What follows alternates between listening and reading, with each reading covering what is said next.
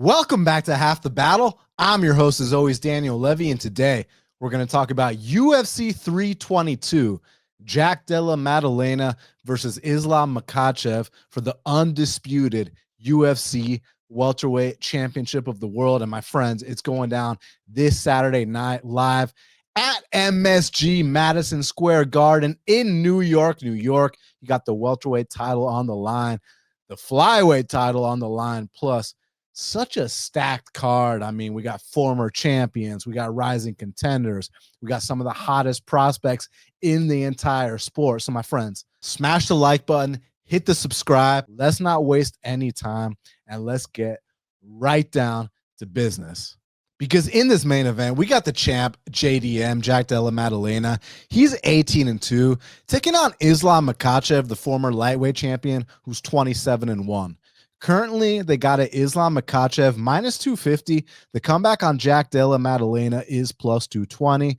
So Jack is 29, Islam is 34. Jack's an inch taller at 5'11", and he's going to have a 2.5-inch reach advantage at 73 inches of reach. So hell of a fight. I mean, this is a super fight as far as I'm concerned, because you got the welterweight champion and Jack Della Maddalena taking on, the lightweight champ that never lost his belt. He relinquished his belt. He vacated it in Islam Makhachev, and he's still a top 5 pound-for-pound guy in many people's opinions. So unbelievable matchup, such high stakes on the line, and there's a lot to talk about regarding this matchup. When you talk about the champion, Jack Della Maddalena, I mean, what a badass champion. I mean, he went out there against a formidable champion in Belal Muhammad and dismantled him over 5 rounds, had to overcome adversity at spots. But, man, he just really showed his championship medal and that boxing for MMA that's always been unbelievable. And I think that his grappling scrambles and takedown defense are honestly underrated. We're going to talk about that throughout this breakdown. Don't worry about it. But, man, here against Gilbert Durinho Burns, look at this Granby roll against a serious black belt in Burns, and then boom, beautifully timed knee to end the fight. So you can never count this guy out, no matter what kind of adversity he's facing. Against Kevin Holland, I mean, just beat the dog shit out of him. I don't know how that was a split decision. Now, this fight against Basil Hafez, I know a lot of people have issues with certain things about this fight, and we're going to get into it. But when it was Jack's turn to return the favor, boy, did he do so against Randy Brown. I mean, he got him out of there in a way where it was like, sorry, Randy, check, please, And then you give him a step down in competition like Danny Hot Chocolate Roberts, and he treated him very accordingly. Now, this isn't Jack Della's first run-in with a Dagestani fighter, as you saw there against Ramazan Ameev. But when you give him a can like Pete Rodrigues, I mean, there's a reason we haven't heard from that guy since. So Jack Della Maddalena is an unbelievable welterweight champion and puts on the exact kind of fights that the fans want to see. Now, on the other side, with the former lightweight champion and the challenger, Islam Makhachev, I mean, you're dealing with one of the all-time greats. I mean, he's on the path to tying Anderson Silva's win streak. And I mean, this dude's Darce choke is absolutely nasty, because traditionally speaking, and I look at that takedown he hit on Poirier. Traditionally speaking, you think of Darce's, you grabbing the bicep. This guy grabs his wrists on that Darce, man. That squeeze must be absolutely ridiculous. And I saw that they recently came out with the grip strengths of the fighters on this card, and Islam's grip strength was miles above everyone else. Now, here you see Volkanovski face planting him in round 5 of their first fight, and that kind of gave a lot of, questions and a lot of pause for concern, but he ended up winning that fight. And again, you give this guy a step down in competition like a Dan Hooker, like a Thiago Moises, and the way he runs through these guys, Drew Dober, I mean, he really paid his dues to get to where he was at. And once he was finally the champ, defended the belt a bunch of times. Hey, who remembers the name Gleison Tebow getting some revenge for his boy Habib? And then, oh, look, Islam's not invincible. He got caught by Adriano Martins. And here, I believe he's submitting Leo Kuntz. Who remembers the name Leo Kuntz? Y'all remember the controversy between Bang and Kuntz? No pun intended, man. But yeah, Islam Makhachev has been there, and he's done that. So there's a lot to talk about. So with Jack Della Maddalena, I think the big concern that people have is what happens if Islam takes him down. I'm not going to say if Islam takes him down. I'm going to say when Islam takes him down. And I think that it's very fair to bring up, whether we're talking about the Basil Hafez fight or even the Ramazan Ami fight, or even dating back to his Contender Series fight against Ange Lusa. There were certain spots there where on one hand, you look at it as like, wow, like Jack's determination, his heart, like in the Ange Lusa fight when he was in a deep arm triangle choke, man. And the fact that he was able to stay calm, poised, composed, and escape that really spoke volumes to the kind of prospect he was at that time. Now, as he started to rise up the ranks and he fought Ramazan Ameev, Ramazan had him in a very tight front choke, and Jack's composure was second to none, escapes it, and then ends up destroying the dude. But I think the Basil Hafez fight is the one that a lot of people kind of hold against Jack, but not necessarily hold against him, but kind of think that, hey, if Basil Hafez was able to check notes, hit 7 takedowns on you, what's going to happen when you fight someone like Islam Makhachev? And I think that's a very fair question. So my thing with that was this. If you look closely into the Basil Hafez fight, you'll notice that Jack didn't really respect the guy. I mean, I say that. I'm sure you did. But what I mean is that Jack was trying to go for guillotine chokes. I mean, and Jack was trying to show off certain parts of his game where I think in this fight against Makhachev, he might be a little bit like, hey, I don't need to try no guillotines on this guy. I need the ground is lava. You know what I'm saying? We got to keep this fight standing at all times. And you can look at a fight between him and Gilbert Burns. Now, I know that Gilbert has seen better days, but on the flip side, Gilbert is still one of the best black belts in UFC history. And to survive all the bad spots, and like we showed you in the highlight, shout out Meticulous for the highlight packs, that Granby roll he hit off him. And as soon as he gets that one opportunity, boy, does he capitalize and close the show. So he's been in bad spots on the ground, but he survived them all. He's got a great get-up game. I think his takedown defense is underrated. And on the feet, his boxing for MMA is second to none. And that's why Jack Della Maddalena is the undisputed UFC welterweight champion. Now, with Islam Makhachev, I'm so happy for his sake that he's moving up to 170 pounds, man, because you could tell those last few fights, those weight cuts were just getting brutal, man. I mean, like towards the end of that Volkanovski fight, and again, that's not to discredit an all-time great in Volkanovski, but you could just see some of Islam's reactions when he was taking shots, even deep into the Poirier fight. And again, Poirier is one of my all-time favorite fighters, but that was not a prime Poirier. That was a Poirier 1 or 2 fights away from retirement. Even in the Moicano fight, early on the feed, it was kind of like, oh my God, did Moicano just rock him? But Islam's ability to get the fight to the ground and from there pass guard and set up his submission attempts is truly something to behold. One thing that's different between him and Khabib used to rain down the punches from the heavens. I mean, you remember the Michael Johnson fight, even the Poirier fight. And don't get it twisted. Khabib had an incredible submission game too, but I would say that Khabib had a better ground and pound game than Makhachev. But Makhachev's darce, like I said, is not a traditional darce. He's grabbing the wrist, not the bicep, and the squeeze he must generate. Because like I said earlier, the UFC came out with this video showing the grip strengths of these guys. Maddalena's grip strength was 118. And shout out to my boy Malcolm Wellmaker, who has the same grip strength as the UFC welterweight champion. But Makhachev's grip strength was like 160, which is like, oh my God, dude. So like when he gets on dudes' necks, there's a reason you see quick taps from black belts, from established UFC vets. And yeah, he's unbelievable on the mat. And his pressure is also second to none. So on one hand, I'm super happy that he's moving up to 170 pounds because I definitely felt like those weight cuts were taking their toll and he was at his wit's end at 155 pounds. I even picked Arman Sarukian in the rematch, which ended up not happening. I think Arman botched his weight cut and blamed it on a back problem. It is what it is, man. Shit happens. I wish him the best. But the reason I liked Arman there was, A, he was plus 350, and B, I felt like he's got the wrestling to keep up with a guy like Makhachev, and I felt like that fight would have played out closer than the line indicates. But Makhachev moving up to 170 pounds is probably the best move he's ever done. So I definitely think he's going to have success taking down a guy like Jack Della Maddalena. I mean, like we said, Angelusa did it. Ramazan Ameev did it. Basil Hafez did it. Gilbert Dorino Burns did it. Bilal did it. It took a while, but Bilal did it. And let's talk about the Bilal fight for a sec.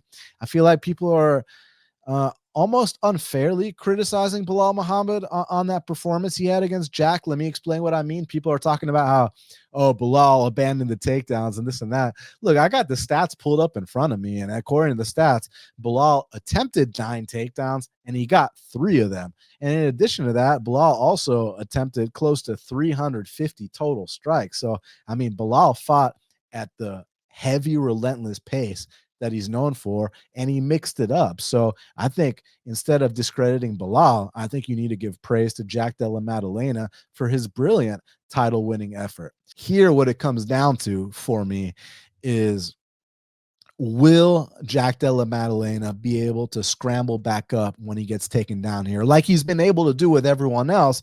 I just kind of feel like Islam's grappling is a little bit different. So there's that. If he can't, maybe finally, you're not going to be able to escape the arm triangle like you did against Angelusa. You're not going to be able to escape that front choke like you did against Ramazan Ameev. Maybe now is finally the time where Islam Makhachev is levels above those guys, and he can come out here and submit a guy like Jack Della Maddalena.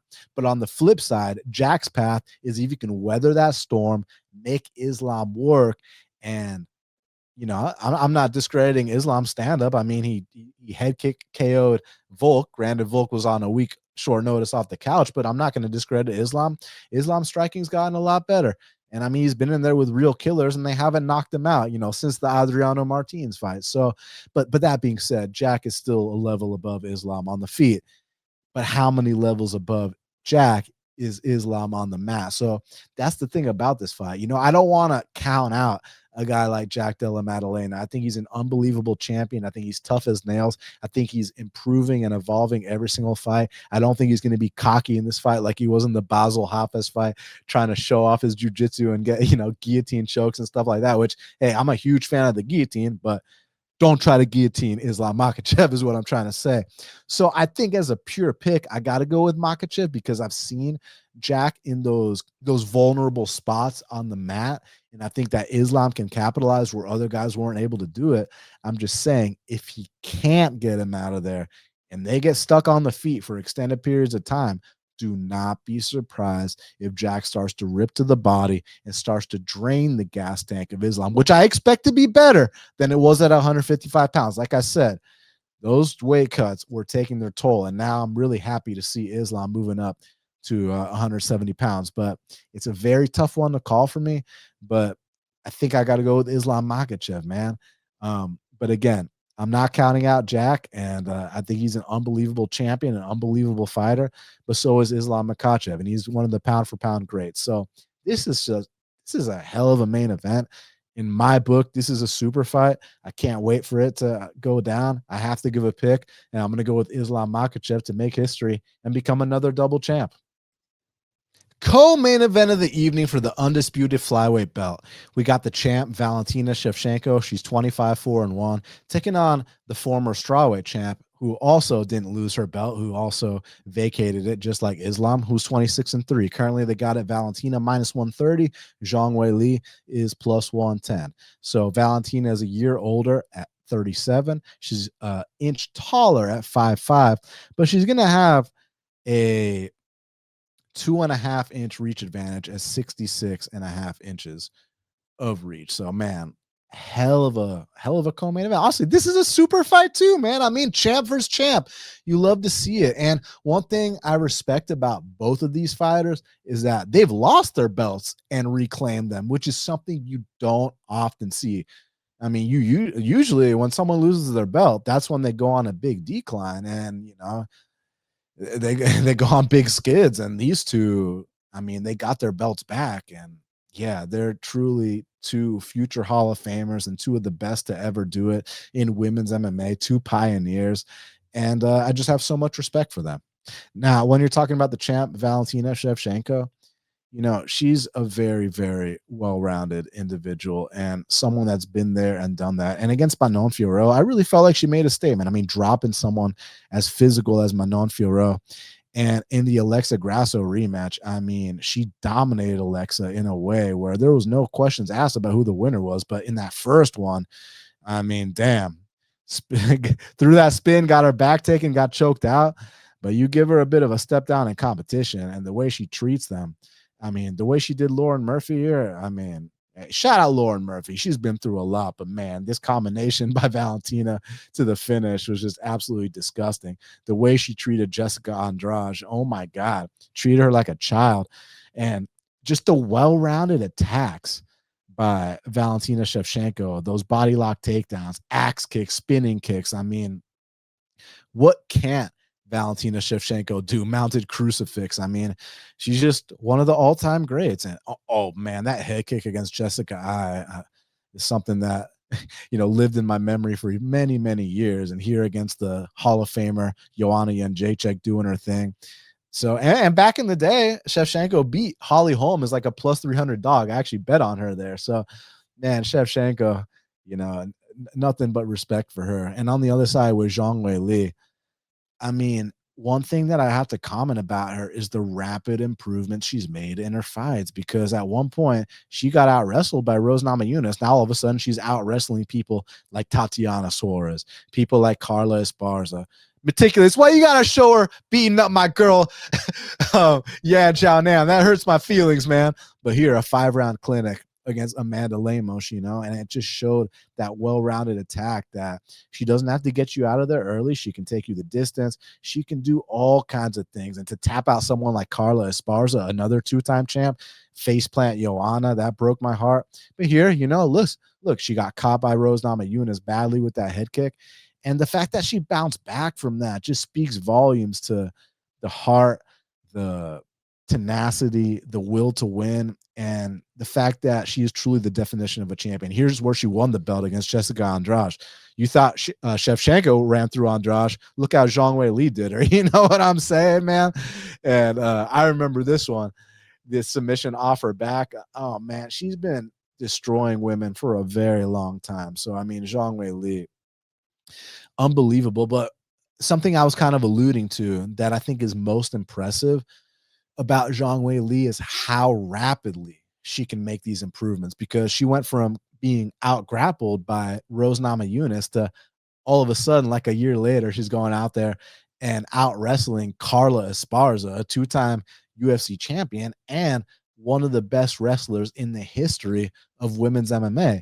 And then against Tatiana Suarez, now I agree with you all that Tatiana Suarez has not looked the best lately, but wrestling isn't something you forget how to do. And the fact that Zhang Weili was able to out grapple someone like Tatiana after the Carla fight, I mean, and that's only a year or two removed from that Rose fight. I mean, dude, that's ridiculous amount of improvements. And I feel like while Shevchenko on paper, if we're just, if you show their boxing technique to a boxing coach or their kicking technique to a kickboxing coach and this and that, yeah, sure, I give the technical advantages to Shevchenko, but I feel like Shevchenko, in a way, although she's gained her belt back and she's coming off a big performance against Manon, and I don't want to say that the lights were too bright for Manon. Maybe Manon choked in that big opportunity, but Zhang Weili is a 2-time champ. Manon's never touched gold before, so we're dealing with a championship caliber fighter here, and I just see big level ups fight by fight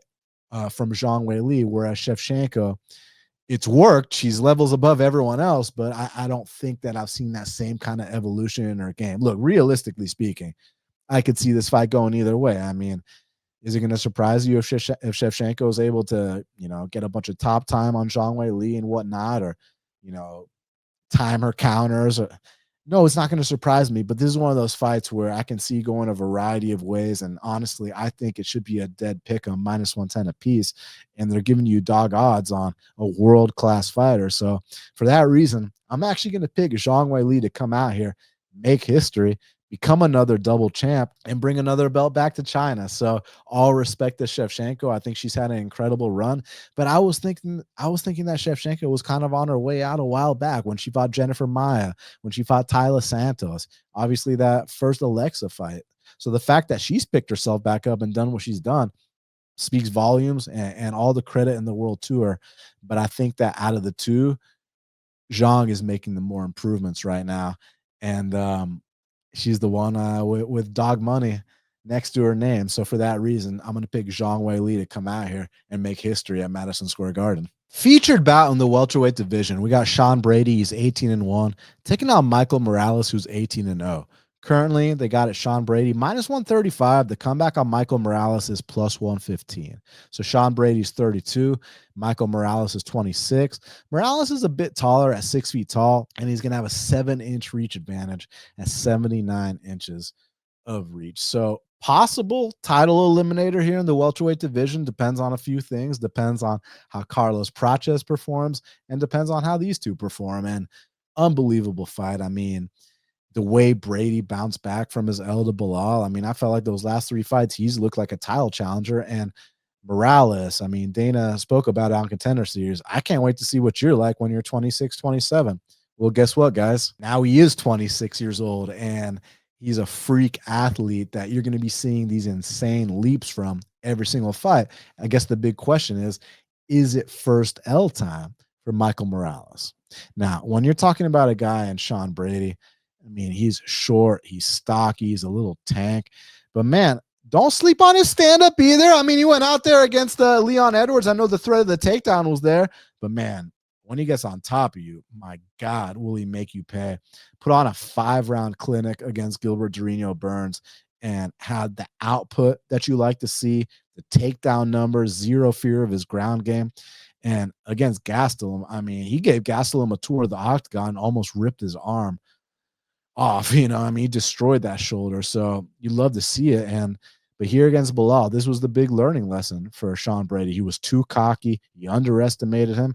And as a result, he had to take his first L. No one's exempt from that first L. And the Chiesa fight, he was doing his thing those first 2 rounds.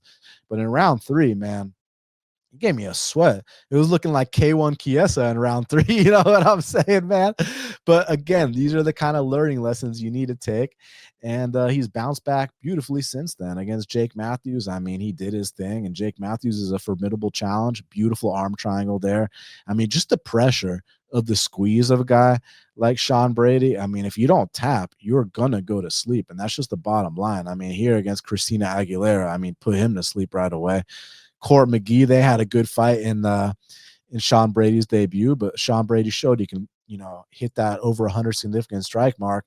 But then when you mix in the takedowns, you factor in the top control, which is ridiculous, and then the kind of squeeze that Sean Brady has. I mean, he could be next up for a UFC title shot. Now, on the other side with Michael Morales, you're dealing with a freak of nature. I mean, this guy's an Ecuadorian phenom. And here against Gilbert Durinho Burns, he didn't have to go 5 rounds like Sean Brady did. He just got him out of there in the first round, and he showed him no respect whatsoever. He just went right after him in a way where it was like, hey, listen, he got taken down real quick, right back up to his feet, no problem. And then when it was his turn to return the favor, boy, did he do so, and just smoked Gilbert Burns in a way where we haven't heard from Gilbert ever since. Spinning back elbow against Neil Magny, and Neil Magny's been doing his thing lately. Neil Magny's been setting dudes back lately. Smashed him. Also had the Jake Matthews test. Outboxed him easily. Outboxed Max Griffin. And anytime you see this guy, get into some tough spots. Here 3 years ago against Adam Fugit. Adam Fugit showed a lot of heart in this fight. And I know people hold certain spots of that fight against him. We're going to talk about that in a sec here. Trevin Giles always comes out balls to the wall early on. But again, Morales has heart. And when it was his turn to get some payback, boy, did he do so and got him out of there right away. Against Nikolai Veretetnikov, he beat the dog shit out of Nikolai Veretetnikov. Yo, look at that suplex. That was nice, man. So the thing here is it's a question of, is it first L time for Michael Morales? Because I truly believe that no one's exempt from paying dues. Sean Brady paid his dues, but that's more narrative and speculative talk. But when we actually break down the stylistics, I still think that there's certain things on the feet, while Brady's certainly improving on the feet, and his threat of the takedown will give him more options to let his hands go. He's also got a 7-inch reach disadvantage. He's the much shorter man here, which on the mat is an advantage, but on the feet is a disadvantage. So it's about, where is Michael Morales truly at? And does he need that setback where hey, you get humbled, you go back to the drawing board, you come back better? Or is he truly that freak of nature, phenom where, this kind of shit doesn't apply to him and he can just come out here and just keep ascending to the top? So this is another fight that is super tough for me because, like I said earlier, I definitely think that Brady's last 3 fights, those performances were one of a future title challenger, someone that could be fighting for the UFC belt right now. So he's flat out in his prime at 31, 32 years old, whereas Morales is only 26. But for example, people were talking about the Fugit fight. Hey, Fugit got a takedown on Morales, 3 years ago. But how old was he 3 years ago? 22, 23, you know what I'm saying? Whereas now he's 26. And I know 26 is still a kid, but when you're talking about a guy like Morales, this ain't the same as like some immature kid being 26. This is a phenom who got signed, when he was like what, 21, 22. Now he's 26, been under the magnifying glass, had main events. So this kid's kind of an anomaly. And that's what makes it so tough for me because I do think Brady is ready for that next step up. But I also think Morales has shown that, hey, I'm a force to be reckoned with here, man. So Morales' takedown defense is a little bit underrated, man. And I know that he's, when he has gotten taken down, there's been some spots that you think, hey, if Brady gets you here, it could be over. But the way that Morales is able to use that cheat code athleticism to power out of bad spots. He's been in the UFC a while, so now the technique is starting to level up. The maturity's there. You feel like you belong. You feel like the octagon's your home. There is a path to victory for both guys here. I think for Morales, keeping this fight standing and using that range and piecing up Brady. We know Brady doesn't like getting hit, whether we're talking about round 3 against Chiesa, whether we're talking about being the only guy that Bilal Muhammad has stopped on the feet before. On the flip side, we have seen Morales kind of get pinned up against the fence. And those are some spots where Brady can capitalize. And you do not want a guy like Brady on top of you, let alone with his vice grip around your neck. So this is one where normally I'd flip the coin, but honestly, I've been going back and forth on this one. I could see it going either way. I respect both guys tremendously. But man, I think I got to go with the dog odds of Michael Morales here. We'll see what happens. Nothing's going to surprise me. But when I'm this 50-50 about it, and I think it should probably be minus 110 apiece because you can make concrete arguments for both guys. That's just the bottom line. But I think I'm gonna go with Michael Morales. Not reluctantly because I have any questions about Morales, reluctantly because I respect Brady and his improvements so much. His current form is truly phenomenal. So unbelievable fight. I'm gonna lean with the underdog, Michael Morales here. Next up in the welterweight division, we got a matchup between the former champ Leon Edwards. He's 22-5, taking on Carlos Prates, who's 22-7. Currently, they got it Prates minus 185. The comeback on Leon Edwards is plus 160. So Leon is 2 years older at 34, an inch taller at 6'2", but Prates is going to have a 4-inch reach advantage at 78 inches of reach. So you know how I was talking about in the last fight with Brady and Morales, how the winner of that could get a title shot, but it just depends on how impressive the performance is. Because one thing about this guy, Carlos Prates, is he puts on the kind of highlight reel knockouts that could get you to skip the line because, I mean, he fights how the fans want to see people fight. This is an entertainment business at the end of the day, and knocking out a former champion like Leon Edwards would get him right there. Now, when you're talking about the former champ Leon Edwards, man, I mean, you got to show him so much respect. But here in that most recent fight, he just looked so uninspired against Sean Brady. And that was the first time that Leon's ever gotten finished. But, credit to Brady. It's not like he got finished against a slouch. And against Bilal, man. Bilal didn't just take him down. Bilal was rocking Leon Edwards. Bilal had him stumbling and slammed him on his head. And yeah, and then this one, his last win against Colby, while he was champion, I was so uninspired by that performance that, okay, and here when he knocks out Kamaru with the head kick, that was an incredible comeback finish, man. It truly was. Like, you got to give him all the credit in the world for that. But man, towards the end of that Nate Diaz fight, y'all remember the famous moment right here? Boom. I mean, if Nate Diaz stopped pointing and stopped fucking around, he might have knocked out Leon Edwards. Oh man, that was a nasty. I believe that was an elbow he hit on Gunny Nelson. Disgusting stuff. And tapping out Tumenov back in the day, that was a massive deal. That was bad. Oh shit, that head kick against Paul Polak was nasty. 7-second knockout against Seth Baczynski. Edwards crushed grapes, but he already drank the wine. That's the thing about it, right?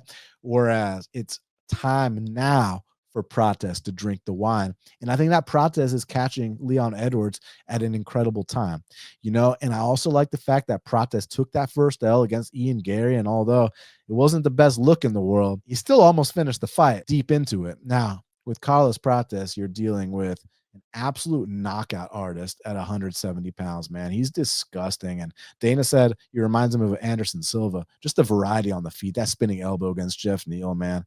And his takedown defense and reversals, as you can see here, are pretty damn good, man.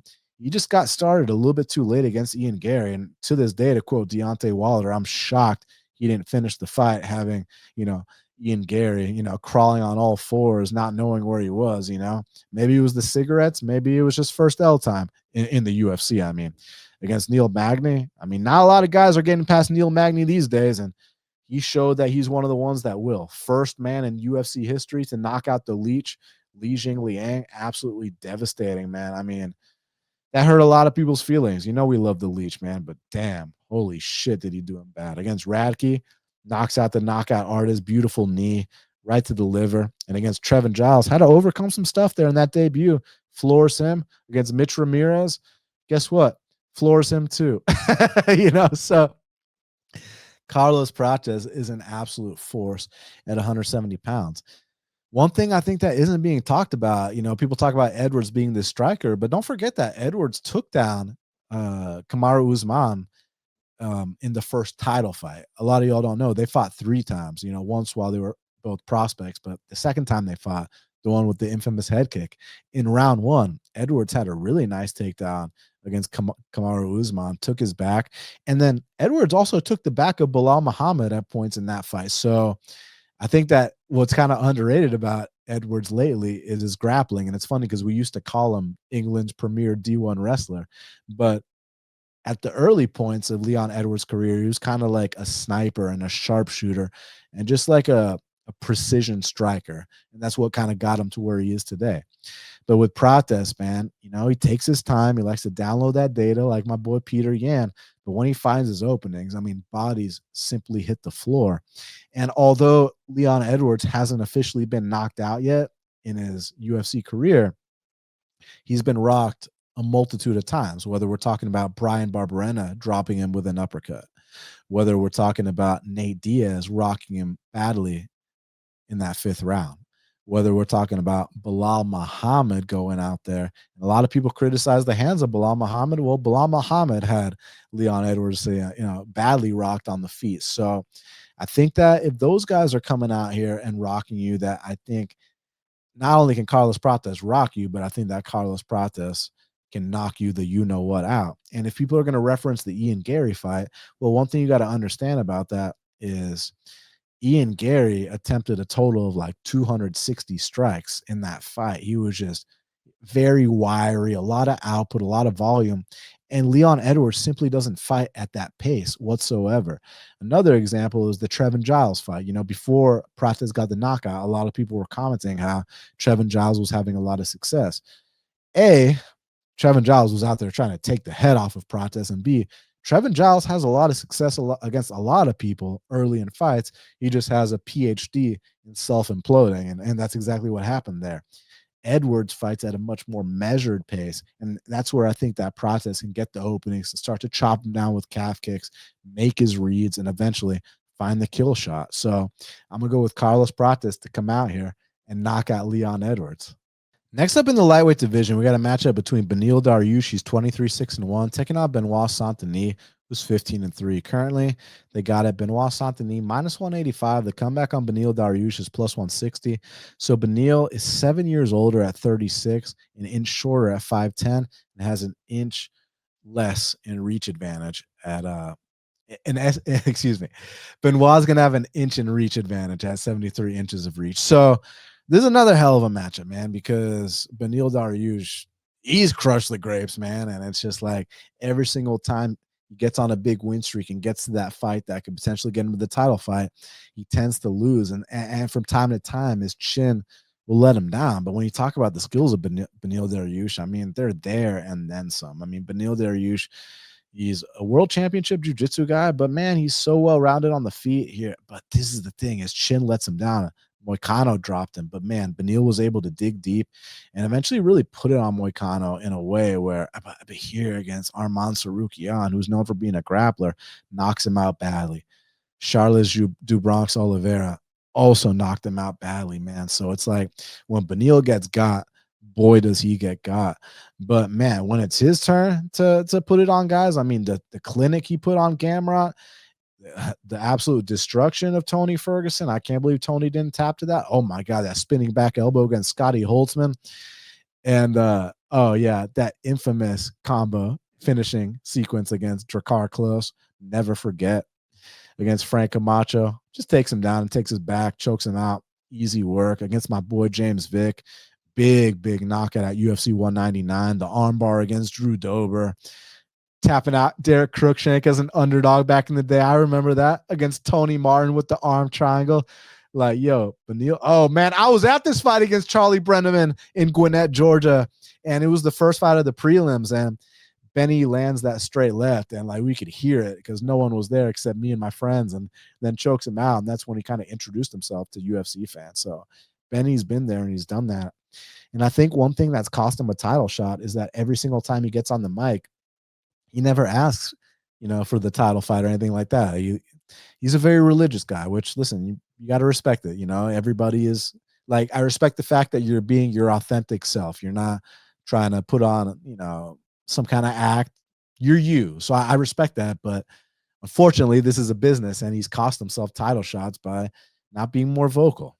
Now, on the other side with Benoit Saint-Denis, he's a very physical freak, man. And he might not be the most technical guy, but dude, the way he did Mauricio Hufi, I mean, he shut him down in a way. This was a fraud check. I know people like to use the term fraud check a lot. This was a fraud check. And against Prepelec, I mean, look, he handled him accordingly. Big step down in competition. No one wanted to fight Benoit Saint-Denis. So shout out to Prepelec for stepping up. But Moicano beat the dog shit out of Saint-Denis early, to the point where those lacerations really opened up, and the doctors didn't let Benoit continue. Against Dustin Poirier, he got his big step up. He got his big step up in competition, but he was up against one of the greatest knockout artists in UFC history. It was what it was. Oh man, he floored Favola badly with that high kick. And against Moises, dude, he just straight up broke Moises. He took him to the swamp, the deep waters, and just kept putting it on him nonstop until the job was done. Against Gabriel Miranda, this is actually his only knockdown to punches in the UFC against Gabriel Miranda. That's an interesting talking point we're going to get into here in a sec. Against Ismail Bonfim, kicked the fuck out of him, then choked him out. Who remembers Stolze? Yeah, shout out to my boy Jared Nitrain Gooden, who knocked out that Stolze guy. So, okay, so here's the big thing. Beneil's chin has kind of looked dust lately, but Saint-Denis, his only knockdowns in the UFC, he knocked down Matt Favola with a head kick, but his only knockdowns with hands are against Gabriel Miranda. But that doesn't mean that he can't come out here and drop Dariush. There's always a first for everything. And not to Moicano, I know he dropped, Cub Swanson with a jab back in the day, but he's not really known for knocking anyone out either. So, and he dropped Dariush. So it's like, if Benoit comes out here and just knocks Dariush out, then, he's going to cover that price tag. What I'm worried about is that if they get into some grappling exchanges, I mean, Beneil can grapple with the best of them, whether we're talking about Mateus Gamrot, whether we're talking about Carlos Diego Ferreira on 2 separate occasions, et cetera, et cetera. Beneil can grapple for real, for real. So it's just about, is Beneil's chin going to be tested here? Because I actually think that Beneil's the better fighter across the board, minus the durability. So that's what makes this tough for me. I could see a situation where Beneil's doing his thing and then self-implodes, and again, Saint-Denis ain't really known for his hands, but I think at this point where Beneil's durability is at, you don't necessarily need to be known for your hands to put him out. So again, what makes it tough for me is that if Saint-Denis doesn't get that kill shot or overwhelm him, then I kind of see Benny doing his thing. You know, those hard liver, those hard left body kicks from the southpaw stance. Benny's got decent hands, and then Benny on the mat is world class. So I definitely think Benny's got past the victory. It's just he's been looking kind of washed. He looks like he's a fight or two away from retirement. And I think that Santini's got to be riding high with confidence the way he absolutely dismantled Mauricio Hufi. Now, I don't expect him to do that kind of thing to Dariush. Yeah, I know Dariush got tapped out by Michael Chiesa back in the day. I think that was more so not taking him seriously. But here, I think that Santini might be looking for his first knockout against, a legitimate guy in the UFC. So I kind of lean Santini to find that kill shot. But if he doesn't, this fight could play out in a variety of ways. All right, real quick shout out. If you're not on the Home of Fight Picks Discord yet, you're leaving money on the table. My guys, Hayjive and Nolan, put in hundreds of hours of research every single week for every fight card, and they're now up over 100 units on the year. And this week, they're doing something crazy for the fans. They're supporting Half the Battle. And as a result of our partnership, this weekend's picks and parlays absolutely free. All you got to do is click the link in the description to join the Discord with over 6,000 members. And let's cash these parlays together this weekend. Also, I'm in that Discord, so come in, chat with me and the boys. Link in the description. Once again, the picks and the parlays are free this weekend, so take advantage. Link in the description. Next up in the middleweight division, we got a matchup between Bo Nickal, he's 7-1, taking on Rodolfo Vieira, who's 11-3. Currently, they got it Bo Nickal minus 230. The comeback on Rodolfo Vieira is plus 195. So Rodolfo's 36. Bo is 29. Bo's an inch taller at 6'1. Is going to have a 3-inch reach advantage at 76 inches of reach. So this is the bounce back fight for Bo Nickal. And boy, does he need one, because, it's one thing to take your first L, but it didn't seem like he took it too well. And not only that, it's not like he just got outclassed by a better guy. No, he straight up broke and straight up looked for the door, especially considering the fact that he's known for being a very tough and gritty competitor, and he didn't show any of that on the night. And there's a reason that fans are turning against him at a rapid rate. But when you talk about Bo Nickal, obviously you know about his wrestling credentials, but here, look, the way that RDR demoralized him, look, he's looking away, he's swinging desperately. I mean, oh man, that knee was so devastating, man. But in this Paul Craig fight, look, he definitely clearly won against Paul Craig. But I think the thing we forget is that Bo Nickal's super green in MMA. He's had less than 10 pro fights. And while he definitely won that fight and this Cody Brundage fight, there were some moments that kind of give you pause. And the kid's still learning the craft. He's still paying his dues. And so now it's just a matter of how is he going to bounce back from that, So he chokes out Cody Brundage, which, it was what it was. But here against Woodburn, look, it looks nice against this guy. But if you're striking like that against some real UFC guys, you're in for another rude awakening, against Jamie Pickett. Got that last second submission. And then I love this submission he got on his Contender Series fight, man. That triangle was so disgusting. And on the first one, went out there and did his thing too. So Bo Nickal's definitely a very talented guy. He's got a bright future. It's just a matter of, adversity causes some guys to break and other guys to break records. So it's a matter of where does Bo Nickal fall in the mix. Now, he didn't quite go on a Ronda Rousey type, excuse tour or anything like that. But it also was a far cry from how McGregor handled his first UFC L. So it's just a matter of where's Bo Nickal's head at. Is he humble? Has he been putting in the work like he normally does? And is he going to be able to bounce back? Because on the other side, with Rodolfo Vieira, you're dealing with one of the best credentialed jiu-jitsu fighters in the UFC currently. But in addition to that, look, he took down Tresean Gore. But, man, he was boxing the shit out of Tresean Gore in that fight, man. Like, all his takedowns got stuffed for the most part, so he had to resort to his striking, which is much more improved. And in addition to it being improved, he's more confident letting his hands go. But then fights like this against Andre Petroski, that's what gives me pause in this Nickal fight. But you give him a step down against a guy like Armand Petrosian, and, he did his thing against him. Now, Brundage, You know, a lot of people say Brundage shouldn't have gone for that guillotine. It was what it was. Brundage normally has a good guillotine, but you don't do that against a guy like that. He passed his guard, arm triangle, devastating stuff. I thought in this Chris Curtis fight, although he got badly outclassed, I thought he showed a lot of heart. And against Stoltzfus, look at that back take. Oh my God, that back take was absolutely elite. Got the choke. And against Fluffy Hernandez, we'll never forget this one. He was doing his thing early, but eventually he fatigued badly and got choked out by, you know, a future title contender. So it was what it was.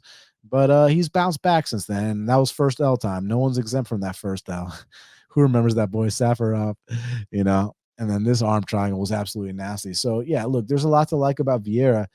I think this is Bo Nickal's fight to lose. You know, and what I mean by that is that if Bo Nickal shows up in his best form, I think that he can stop takedowns from Rodolfo Vieira. And on the feet is actually going to be kind of interesting. Like, who's got the better boxing? That remains to be seen, because I felt like Rodolfo made a big step up his last fight. But again, with the kind of athlete and the caliber athlete that Bo Nickal is, he could be making big level ups fight by fight too. So it'd be really interesting to see how that plays out on the feet.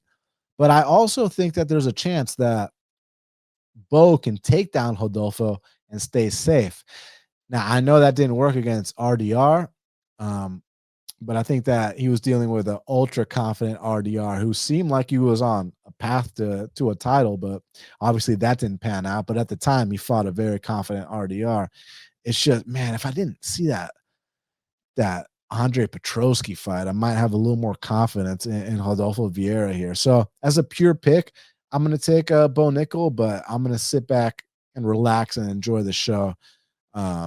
Because Bo Nickal needs to show me that he's truly rebounded. Now, from a market perspective, he's a shorter favorite against Rodolfo Vieira than he was against RDR. So from that point of view, I can see why some people are betting Bo Nickal. But for me, I just need to sit back, take notes, and see where they're both at. But pure pick, I'm going to take Bo Nickal to get back on track. Also in the middleweight division, we got a matchup between Roman Kopylov, he's 14-4, taking on Gregory Hobocop Rodrigues, who's 17-6. Currently, they got it Hobocop -180. The comeback on Roman Kopylov is +155. Robocop is allegedly a year younger at 33, 3 inches taller at 6'3". Both men have a 75-inch reach. In this spot, man, I was such a big Hobocop fan until that last fight against Jack Hermanson. I felt like that follow-up punch he threw against him was absolutely unnecessary and uncalled for. And I'm all about big knockouts. And look, if Jack was talking crazy amounts of shit before the fight, then it would have been warranted. Like when you think about Hendo versus Bisping, the amounts of shit that Bisping was talking, you know, kind of deserve that, you know. And even Bisping will be like, you know, fair play. But like, Jack Hermanson was just out there like shaking your hand, being a nice guy, and you had to like throw a punch that could potentially end his career when he was clearly out cold. There wasn't any question about it. You knock the guy out cold and then you throw that follow-up punch. Yeah. Fuck Hobocop for that, man. Like I'm not a fan of his anymore. But that being said, I still respect his skill set because he's a hell of a fighter and he is a rising contender in the division. But yeah, here's the fight against Jack Hermanson. Look, he's stiff. Why do you have to throw that follow-up, man? You know, we'll see how karma deals with him in this fight. It's gonna be interesting. But here against Jared Cannonier, he did his thing early, but eventually you succumb to the true vet in Jared Cannonier. That old man strength is a real thing. This win is going to age really well against CLD. And taking down a guy like Brad Tavares, who's got ridiculous takedown defense, what a statement in itself. And then finishing him with strikes, beautiful stuff by Hobocop. And then you give him a step down in competition against Chalua, and I mean, oh my God, he killed the guy. But hey, Bruno Hulk Ferreira knocked him the you-know-what out against Chidi Njokuani. He had to overcome some stuff, eventually broke Chidi with a huge gash on his face. And you give him a step down in Julian Marquez. I mean, oh my God. Has anyone heard from Julian Marquez? You know what I'm saying, man? Like, he killed Julian Marquez. Like, that was just, oh man. Oh man, destroyed him. And this is a big win against the Iron Turtle, man. I mean, one doesn't simply go out there and do the Iron Turtle like that. But here he's getting knocked out by, you know, Jordan Williams, who went 0-3 in the UFC. So the chin of Hobocop is very suspect, but the skills are there on the feet and on the mat. Now on the other side with Roman Kopylov, excuse me, I like the kid's kickboxing. Now, he was definitely overwhelmed by the pressure against Paulo Costa. He kind of choked in his big opportunity, which seems to be a trend with this kid. But when you give him a step down, I mean, he does his thing, against Chris Curtis. I love the output against Chris Curtis. It was the best output I've ever seen from Roman Kopylov. And then why do I keep calling him Kopylov? It's Kopylov. Maybe because he's fighting Hobocop, and then that head kick. Oh man! And then of course Chris Curtis had a cry. It was an early stoppage, which it wasn't. And then here against a seasoned striker and Cesar Almeida, you saw a well-rounded attack by Roman Kopylov. So you love to see it. And then Josh Friend treated him very, very accordingly. Destroyed Josh Friend. And again, you give him a step down in competition like this Claudio Ribeiro guy. Oh my god! Disgusting knockouts, man. So the Puna fight was a very eye-opening performance by Roman Kopylov. Those body kicks were so devastating, that just nonstop relentless combos. And against DiChirico, this is the fight where Roman Kopylov finally got his confidence face planting him. So I like what he's been doing lately, man. He's come a long way since getting choked out by guys like Carl Roberson. So yeah, Roman Kopylov, tip my cap to him. Look, I think that on the feet it's going to be interesting because I'd give the volume edge to Roman Kopylov. I also give the diversity of strikes edge to Roman Kopylov, but I give the power edge to Rodrigues. I think he's going to be marauding forward, overhand rights to left hooks.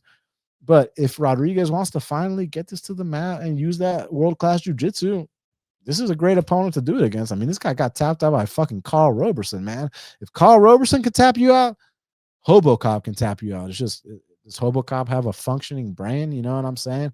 And also, I don't know if y'all believe in karma, but are the MMA gods going to let this guy come out here unscathed after what he did to Jack unnecessarily, which I really didn't like? All that being said, I do favor Hobocop in this one, man. I think he's got more ways to win, and I think that he can go farther in this division. So for that reason, I'm going to take Gregory Hobocop Rodrigues to extend his win streak and to beat Roman Kopylov. Next up in the flyweight division, we got a rematch between Erin Blanchfield, she's 13-2, taking on Tracy Cortez, who is 12-2. Currently, they got it Erin minus 230. The comeback on Tracy is plus 195. So Tracy's 5 years older at 31. She's got an inch in height at 5'5", but she's going to have a half-inch reach disadvantage at 65.5 inches of reach. So obviously, like I said, this is a rematch between the two. They fought back when Erin Blanchfield was 19 years old. Now she's 26 years old, coming into her prime. And a lot of people thought that you can make an argument that Erin Blanchfield won that fight. Now, when you're talking about Tracy Cortez, she's known for her wrestling background, but I know in some of these most recent fights, she's been trying to show off her hands in her kickboxing lately. But what it all comes down to, her that bread and butter, is that grappling game. So that's something you absolutely have to respect. But here, getting dropped by Rose Namajunas, and unlike Erin Blanchfield, she was not able to overcome the adversity, which leads me to believe that, when she's the hammer, she does fantastic. But when she's the nail, not so much. But hey, great win against Jasmine Jastovicius. I mean, after this fight, Jasmine went on to be a top 5 contender in the division. Also beating Melissa Gatto. I know we haven't heard from her lately, but Melissa Gatto is a very tough out and a very dangerous fighter in that division, but also gave us some takedowns there, which gives you pause, because when you're talking about Erin Blanchfield, she's going to look to do similar things to just straight up mix it up. So yeah. And then here, kind of from the first fight, oh man, deep armbar there by Erin Blanchfield, and maybe 7 years later, maybe she'll be able to finish something like that. I mean, Erin's put on a lot of size since then. She's got a lot more experience since then. So, and she got the takedowns in that fight back in the day too. So, oh damn, look at that arm triangle. So she had submission attempts against Tracy. I gotta give Tracy credit. She's got a lot of toughness and she's come a long way. So I'm happy that they're rebooking this fight. Well, not rebooking it, but that they're scheduling the rematch, because the original one was not in the UFC. Now, when you talk about Erin cold-blooded Blanchfield, man, she's just absolutely relentless. Like in this fight against Rose Namajunas, she had to overcome adversity those first 2 rounds and then really put it on her in the 3rd, 4th, and 5th. And you love to see it, just how nonstop she is and how she's just going to go in there and get in your face. And against Manon Fiorello, Manon kind of put a clinic on her, but you never saw any quit in Erin Blanchfield whatsoever. This Tyler Santos fight, she was badly outmatched in terms of physicality, and she still broke Tyler in the 2nd and 3rd round. So the heart and determination and will to win of Erin Blanchfield can absolutely not be questioned whatsoever. And oh my God, you give her Jessica Andrade, and she passed the Jessica Andrade test accordingly. Not a lot of people passed that test. Against Molly McCann, just destroyed her. Mounted crucifix to a Kimura, disgusting stuff. That high elbow against JJ Aldrich, and she even lost the first round of that fight, but comes back, never loses her spirit, and does her thing. Here, I bet her against Miranda Maverick at dog odds, and she gave her a tour of the octagon. So, yeah, Erin Blanchfield's super impressive. A lot of people think she might be a future champ. I'm not sure if I agree with that, but definitely at least a future title challenger. So I think that this is the perfect time for the rematch. I think that Blanchfield got close the first time, but I've just seen more progress and more evolution in Blanchfield's game. And more importantly than all of that, she got that dog in her, you know? So while maybe you can make an argument that the odds are accurate and there might not be that much value there, I'm still going to come out here and pick Erin Blanchfield to win the rematch and avenge the loss against Tracy Cortez. Next up in the bantamweight division, we got a matchup between Malcolm Wellmaker, he's 10-0, taking on Cody Haddon, who's 8-1.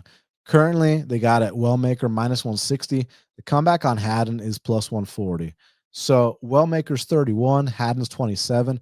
Wellmaker's 3 inches taller at 5'10, and he's going to have a 2-inch reach advantage at 71 inches of reach. I actually think it's 71.5 inches of reach, but either way, the reach advantage is there for Wellmaker, and hell of a matchup. I really like this fight a lot. People wanted Wellmaker to get a step up in competition, and although many people might not know the name Cody Haddon, let me tell you what, he's a big step up in competition, and he's a fantastic fighter. Because when you're talking about Cody Haddon, man, his boxing credentials coming into the UFC, like he was a junior champion in Australia, he was doing his thing, he mixes up all levels to the body, to the head. He's awesome, man. He's a very well-rounded guy too. Here you see him taking the back of Billy Brand. Oh, floors him first with the left hook, then takes his back and chokes him out. So, you know, he's a black belt on the ground. So there's really, truly a lot to like about him. He walks guys down. And here, again, that back take is nasty, but don't sleep on his hands. Like I said, he's got that boxing background, and he's just nasty, man. I mean, I think that Cody Haddon is a future top 15 guy for sure. You know, I think that he brings a lot to the table, and he's been fighting for a very long time. Here he is with Steve Erceg, putting it on Steve Erceg at times in that fight, you know? So, yeah, Cody Haddon, I'm really happy for him. I'm glad he got this opportunity, and let's see what he does with it because, you know, he has the boxing credentials to come out here and stand with Malcolm Wellmaker, but a lot of people can argue he's the more well-rounded guy. He can mix it up, you know, get some takedowns, and he's got a black belt in jiu-jitsu. So Cody Haddon has all my respect, and I think that he should have everyone else's respect too. Now on the other side with Malcolm Wellmaker, you're dealing with a very special talent here. And you know, people talk about his right hand, but I mean, look at his kicking game too, man. I mean, absolutely devastating calf kicks, body kicks. He can go upstairs too. But when he starts to find the openings, I mean, oh my God, like now you see me, now you don't, man. I mean, just, yeah. So he starts to set up everything with kicks, but oh my God, when it's time to uncork that right hand from hell, bodies really hit the floor. And the interesting thing is, so that one against Bramhold was an orthodox knockout.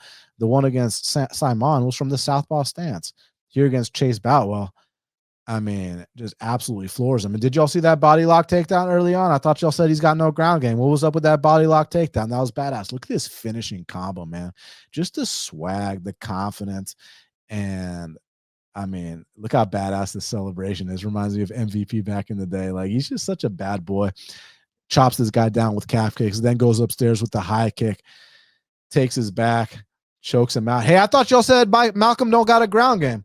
Y'all said his right hand's big. That was a left hook knockout. So, I mean, like, and then here, this is the first fight I ever saw with him in amateurs. He's rocking guys with 16-ounce gloves and headgear. I mean, you don't get those kind of reactions when you're wearing the big gloves and the headgear. And that's when I was first introduced to him. You know, I called that fight in the NFC. I was the commentator, and they told me specifically, only interviewed the main and co-main event fighters. And when I saw what Malcolm Wellmaker did to that guy, like I said, with big gloves, headgear, shin guards, I was like, F that. I'm interviewing this kid right here, right now. And, you know, we stayed in contact ever since. I even messaged him then when he was only fighting kickboxing, like, hey, man, you thinking about, you know, trying out MMA, and he's like, yeah, my coaches want me to get my wrestling and this and that down, and eventually I will. Well, eventually he did, and look where he's at now. And I think the hype is very, very warranted and well deserved, because look how he's treating guys. Now, you got to show Haddon a lot of respect, because Haddon brings a lot to the table. And I think that Haddon's going to come out here and try to bang with Wellmaker, which is awesome. I think he might even try to mix it up and get some takedowns too. But the thing about it is, while y'all haven't seen Wellmaker's takedown defense and get up game, I have. He's extremely hard to hold down, very tough to take down. And his hips are fantastic. He can scramble back up to the feet, and he's working with D1 wrestlers on a consistent basis.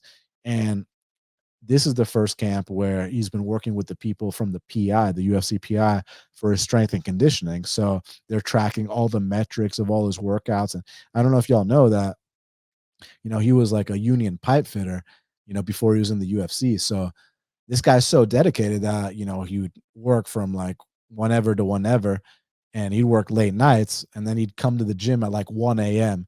to get his, his strength and conditioning in, to get his rounds in for whoever would show up for him. Now he doesn't have to do that anymore. He quit his job. He's living like a full-time athlete. He's getting proper sleep. His schedule is dialed in. And like I said, working with the people at the PI, they're tracking the metrics and the intricacies of things that I don't even know the half of. So I expect the best version of Malcolm Wellmaker that we've ever seen Saturday night. Now, I think that Cody Haddon is going to come out here and try to bang, and I think that Cody Haddon's got fantastic hands, but I also think that Cody Haddon's going to leave a lot of openings for counters. But before that happens, I think that Wellmaker is going to chop down Cody Haddon with calf kicks, because Cody Haddon very, very firmly planted on that lead leg. The guy's a boxer, the deal with that. And people think of Wellmaker as a round one or bust guy. Fake news. He's won 5-round decisions. People think of him as a right hook or bust guy. Fake news. Look at his kicking arsenal. And I think that his kicking arsenal is going to be a big factor here. Chop down Cody Haddon with calf kicks, make your reads, find your timing, and eventually find the home for the big right hook. But I'm not necessarily sure he's going to knock out Haddon. I think Haddon's a very tough and durable guy, but I think he's going to hurt him and compromise him enough to where if this goes to the scorecards, Wellmaker's going to have the much bigger moments. But you have to show Haddon respect, his volume, his well-rounded attack, his heart. I love what these guys in Perth are doing, him and Quinlan Salkild, so there's truly a lot to like about Haddon. I like Cody Haddon. He's a very talented kid. But Saturday night, live at Madison Square Garden, he's running into a grown man named Malcolm Wellmaker. I got Malcolm Wellmaker to make another statement, to come out here, extend that win streak, grow the hype train, and go on to bigger, better things. And I think that Cody Haddon one day will be in the top 15, and one day will get on that big win streak, just not Saturday night. I think it's Malcolm Wellmaker's time. And for that reason, I'm picking him to win this fight. If you're looking for a sports book that doesn't limit winners or play games when it's time to get paid, then listen up. My friends at bet105.ag got super high limits, so you can get down whatever you want on any sport. And when it's time to get paid, no KYC, no games. They're not going to send you a verification code. Then by the time you enter it, it's already expired. None of that bullshit. And as y'all know, we're back in New York. You don't know who's officiating these cards, so split decision insurance is something you should take advantage of.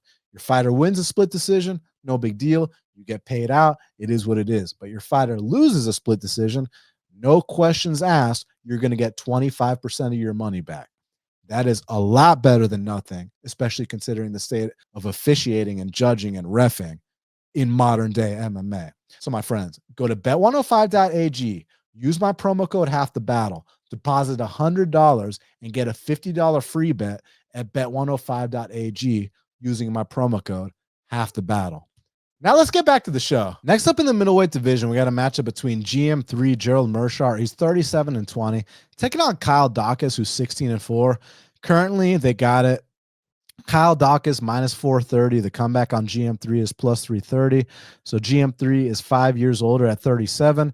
Daukaus is 2 inches taller at 6'3", but GM3 is going to have a 1-inch reach advantage at 77 inches of reach. So hell of a matchup. It's like you got GM3 taking on the young GM3. But I'll tell you what, the young GM3, after his first UFC stint, he went back to the regional scene. He's been doing his thing, and now, hopefully for his sake, he can come out here and be one of these guys like a Yusuf Zalal or like a Joseph Morales, where second time truly is the charm. Where like, hey, he wasn't ready that first stint, and now come out here and do your thing. But first, we got to talk about the legend GM3, who holds the record for the most submissions in UFC middleweight history. But man, last few fights have been kind of rough. Nickal Alexeychuk put him out, was what it was. Unfortunate. RDR. GM3 is known for those third round subs, and it was RDR getting that third round sub on GM3. So, but here you really overcame adversity nicely against Edmund Shabazian. We know that Edmund Shabazian, great hammer, not the best nail, and eventually GM3 got to him, locked in a disgusting arm triangle, and put him down and out. And against Barberena, I mean, that was easy work for GM3. Did his thing there. Against Joe Pyfer again. Yeah, Meerschaert ain't the best nail at all. That's for sure. But dude, this fight against Bruno Blindado Silva, he beat the dog shit out of him. Against Stoltzfus, look at that rear naked choke. And when I talk about GM3 having the most submissions in the history of this division, I'm talking about more than Anderson Silva. I'm talking about more than Damian Maia. I'm talking about more than Royce Gracie. Oh man, Hamzat did him dirty. But so yeah, he's the definition of a kill or be killed fighter. And in addition to that submission game, what about Gerald Meerschaert's sneaky body kick? He's got a hard ass body kick. Now on the other side with Kyle Daukaus, like we talked about, he's one of these guys making a career resurgence right now. I did not see that knockout coming against Michel Pereira. He just floored him and finished the fight. He's coming out here with a newfound intensity. I mean, look what he's been doing to these guys on his regional scene. He's letting it go with his hands, man. He looks like he's found a second win, man, and you love to see it. But he's still got that ground game that he was initially known for in that first stint. Disgusting RNC here, man. Beautiful technique there. But yeah, in that first stint, I don't know if he just wasn't ready, if his confidence wasn't up to par. But I definitely think if him and Andrews run it back, or maybe not him and Dolidze, but maybe him and Dolidze, if he runs it back with some of these guys, I think he's winning, man. Here against Jamie Pickett, gets the tap. Beautiful with like 2 seconds left in the round. On the streets, he finished Kevin Holland, but unfortunately it was a headbutt, so it was what it was. But it was an unintentional clash of heads is what I meant to say, not a headbutt, because headbutt would imply that it was intentional, and it was not intentional. So basically what I think here is that Daukaus, hey, you went back to the regional scene, you got your confidence back up, now you come back to the UFC, knock out Michel Pereira. Hey, shout out to my boy Brady, DFS by the numbers. He's fucking hilarious. He's one of my favorite people in the industry. I know he jokes around a lot about the Daukaus and Pereira fight being fixed. I don't think it was fixed at all. I think that Michel Pereira lost his soul in the Anthony Fluffy Hernandez fight. Evidence. Look at his next fight against Abus Magomedov. And then Kyle Daukaus simply feasted on the carcass. That's what it was. I mean, that was a hard shot. It wasn't like, it was like some phantom punch put him down. No, that was a hard ass shot. And here, Saturday night against GM3, the beloved legend GM3, who I'll always have a soft spot for, I think that Daukaus is going to come out here and feast on the carcass again. So for that reason, I'm going to go Kyle Daukaus to come out here and actually get a first round knockout. Next up in the featherweight division, we got another rematch. This time between Chepe Mariscal, who's 18-6, taking on Pat Sabatini, who's 20-5. Currently, they got it Pat Sabatini -135. The comeback on Chepe Mariscal is +115.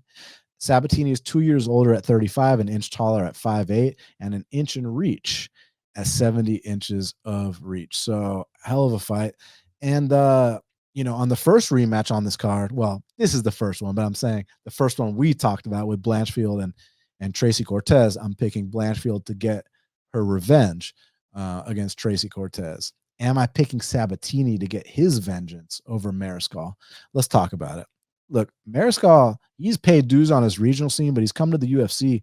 He's really been doing his thing. He's making judo work in MMA, which you don't often see, but yeah, man. And he's just a relentless guy, goes out there, balls to the wall, really likes to fight and really likes to break guys, and super, super impressive what he's been doing lately.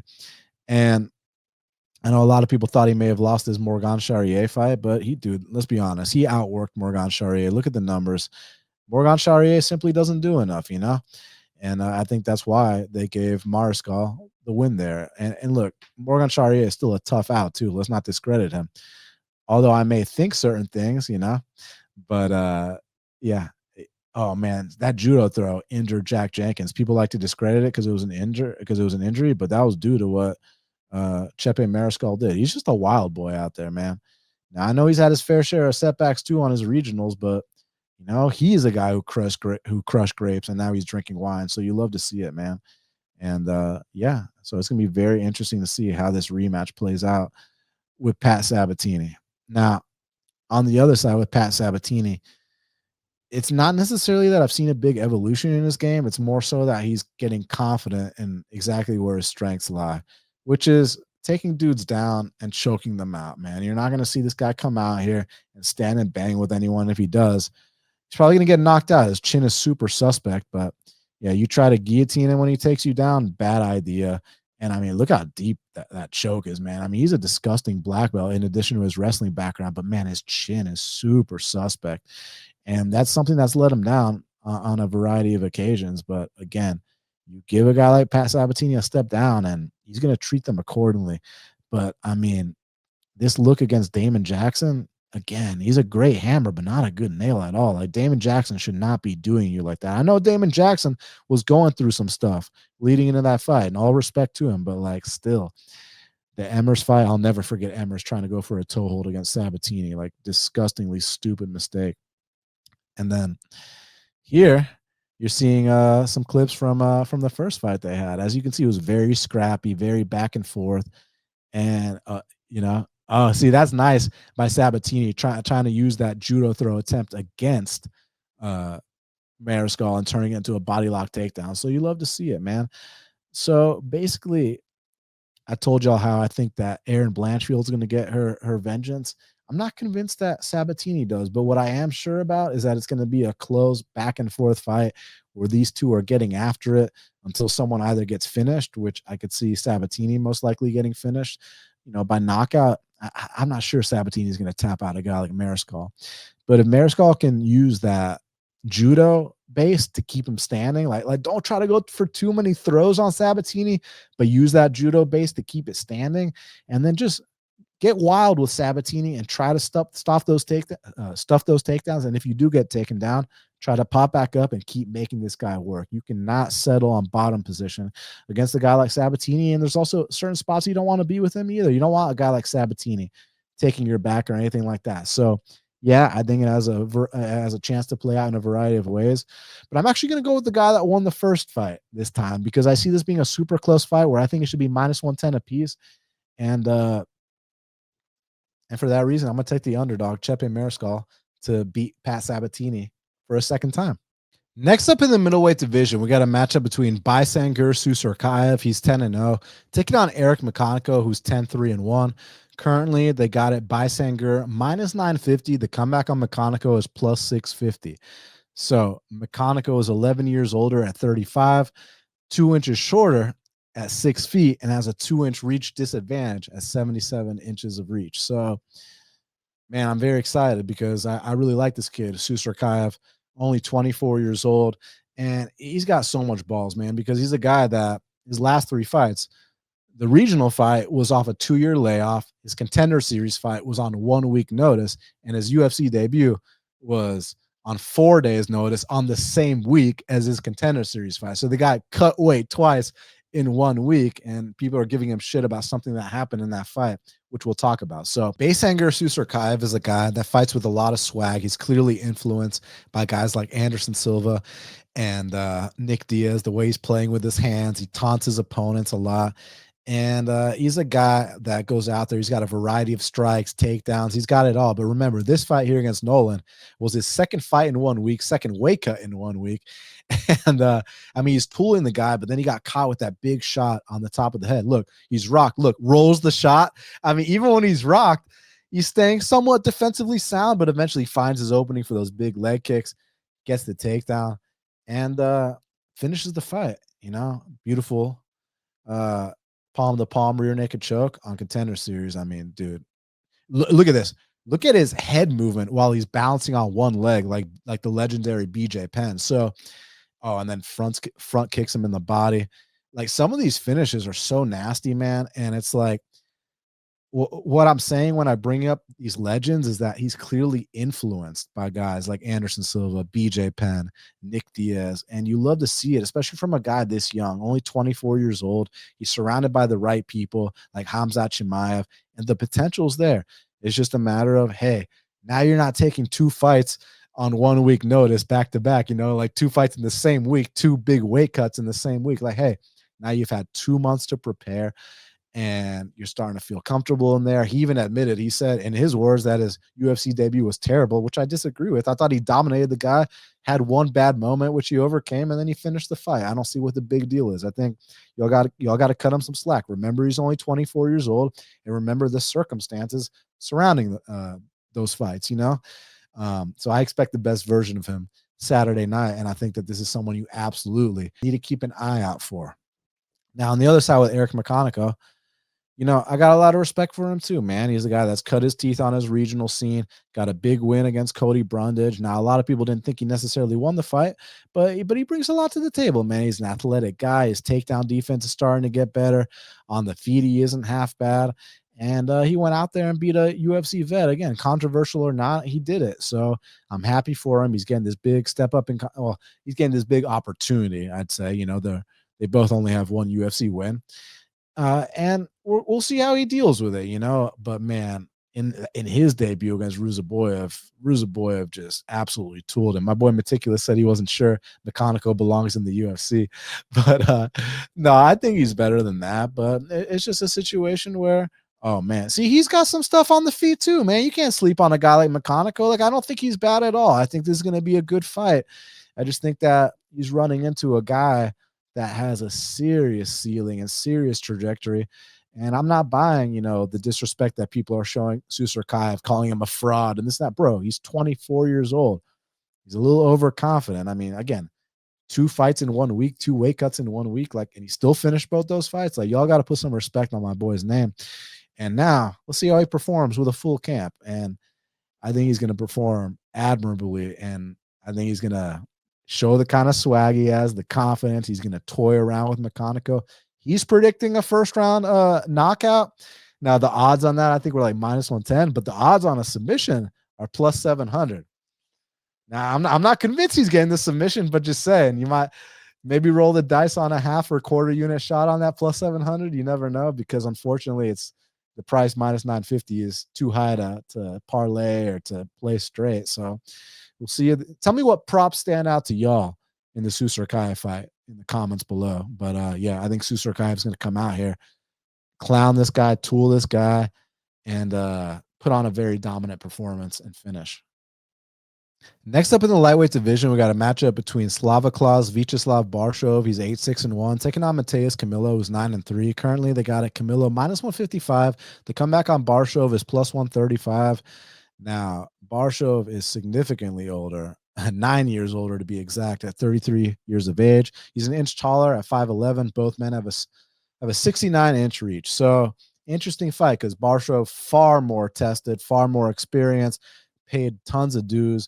But you could argue that maybe he's seen better days and he's kind of on the way out. Now, with Camilo, I've heard hype from the gym. I just haven't quite seen it, in live fights. I mean, I've seen him knock out a couple cans, but like I've also, like I told you, I've seen him get tapped out by my weed dealer, So anyways, with Slavaklaus, like I said, look at that dance. He's the fucking man. How could you not love Slavaklaus, man? Yeah, listen, Terrence McKinney, super dangerous first round finisher, did his thing, was what it was. But and Tom Nolan also did his thing. But I felt like Barshov had some moments deep into that fight. But here against Lontop, I mean, Barshov, good kickboxing match with him, and showed some of his stuff. Got dropped by Chase Hooper, maybe not the best look. Maybe he was worried about the threat of the takedown. Eventually falls into a front choke. Was what it was. So yeah, it seems like Barshov's kind of on his way out. This war with Sadikov was absolutely phenomenal. But it seems like Barshov's getting more hurt in a lot of these fights. But man, if he can find his rhythm, he starts to put it on, guys. He's got a lot of volume. I don't know how he survived this. That was ridiculous. But the fact that he did, and then he starts to come back, and then against Makhachev, floors him twice badly. So yeah, the Mike Davis fight on the feet, he was doing his thing, but he got taken down a bunch.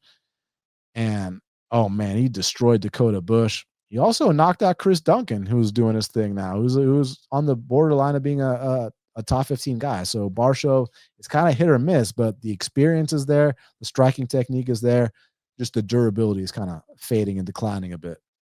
With Mateus Camilo, I mean, he's got the body. He seems like he can do some stuff. That triangle choke he has is absolutely nasty. He's hit that a few times. And like some of the regional highlights I really like, it's just when you look deeper and not just in the highlights, I look here, my weed dealer's tapping him out, a white dude with dreadlocks. Like, come on, man. Like, can I get an eighth after the fight? You know what I'm saying, man? But the kid's got good calf kicks, devastating knockout there on that guy. But when you actually watch these fights, the volume's on the much lower side. So I think the potential's there for a guy like Mateus Camilo. I just need to see it at the higher levels, and I need to see what he looks like in the UFC. I mean, we have seen in that Gabe Green fight where, you know, it was what it was. We're about to get that right here. You know, it seemed like he was doing his thing early, took down Gabe Green, you know, takes him down again. And it seems like he's about to get this mounted triangle, which y'all saw in that regional highlight. He already hit someone with the triangle. But as soon as Gabe Green escaped the triangle, all the fight left Mateus Camilo. And here, you know, Gabe Green takes his back. And look, Camilo's got his hand out ready to tap like before it's even locked in, you know? So it's like, kid's a great hammer, not the best nail. And the difference between the two of them, besides like the experience, is that Barsho is far tougher. It's just, can Barsho sustain and take the damage that Camilo could possibly dish? So it's a tough one for me to call because Barsho's on the decline, Camilo's on his way up, but Camilo hasn't proven shit to me at the UFC level. I'm not counting off the possibility that he does Saturday night.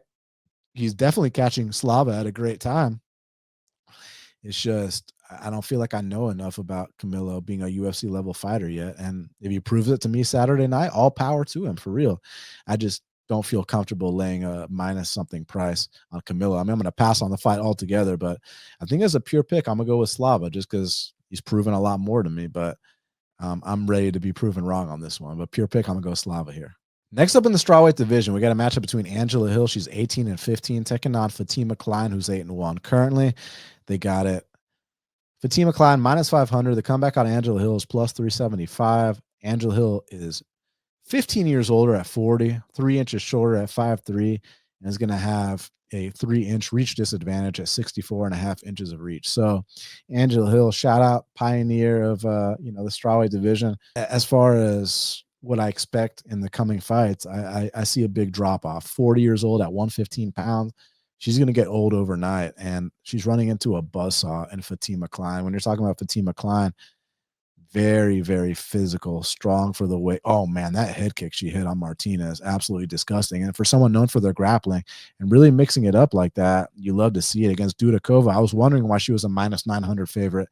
Now I know exactly why she was a minus 900 favorite in that spot, man. You know, she did her thing and just destroyed her, and she gets mean in there. So, yeah, Fatima Klein, definitely a force to be reckoned with, and she's just simply catching Angela Hill at a great time. And it kind of reminds me of a fight, not necessarily stylistically, but just age-wise and career trajectory-wise between Tisha Torres and Denis Gomes. Yeah, in the past, Tisha Torres might have won that fight, but Tisha Torres is on the downside of her career.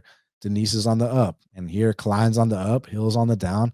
Klein's catching her at a great time. I think Klein's going to come out here, dominate this fight, and make a statement. So now we got to talk about the fight to watch and the fighter to watch. So what is the fight to watch for UFC 322, my friends? I think that the fight to watch is Carlos Prates versus Leon Edwards, and more so for Carlos Prates, because we know Leon Edwards fights, for the most part, are boring as fuck. But the reason I'm bringing this up is because if Carlos Prates can come out here and beat Leon Edwards in the fashion that he's been beating everyone else, I think he can skip the line and get right to a title shot, because he consistently puts on the kind of fights and finishes that the fans want to see. And if somehow Leon gets this upset, then all of a sudden he's re-injected himself into the mix. So for that reason, Prates versus Edwards is my fight to watch. So now the question is, who is my fighter to watch? I think y'all know damn well who my fighter to watch is, and that's Malcolm the Machine Wellmaker. I mean, I remember watching this guy as an amateur with big gloves and headgear on, knocking grown men out, and to see how far he's come, and it's translating at the UFC level. UFC's getting behind him, and Malcolm's got a good head on his shoulders. You know, a lot of people might be counting out Cody Haddon. Guess what? I'm not disrespecting Cody Haddon. Malcolm's not disrespecting Cody Haddon. Malcolm's team isn't disrespecting Cody Haddon. They're taking him extremely seriously. And I think that Malcolm's going to come out here and shine and raise and answer a lot of questions about his future in the UFC bantamweight division and how far he can take it. So for that reason, Malcolm the Machine Wellmaker is my fighter to watch. Well, my friends, we did it. It's going down this Saturday night live at Madison Square Garden in New York, New York. Y'all, do me a huge favor. Hit that subscribe button, smash the like button, leave me a comment, share if you feel so inclined. Thank y'all for getting me to 10K subscribers. Next giveaway when I hit 25K subscribers. So get me to 25K. And as y'all saw, I'm a man of my word, and I'll give y'all multiple pieces of signed UFC memorabilia. So definitely hook me up, and I'll hook y'all up. Thank y'all so much for the support. Subscribe, hit up Homa Fight Picks and Bet 105 with the links in my description so that I get credit for it. And I hope y'all have an unbelievable weekend watching these fights, cashing these bets, and big shout out to Meticulous for all the unbelievable work he does behind the scenes. So until the next time, let's cash these bets.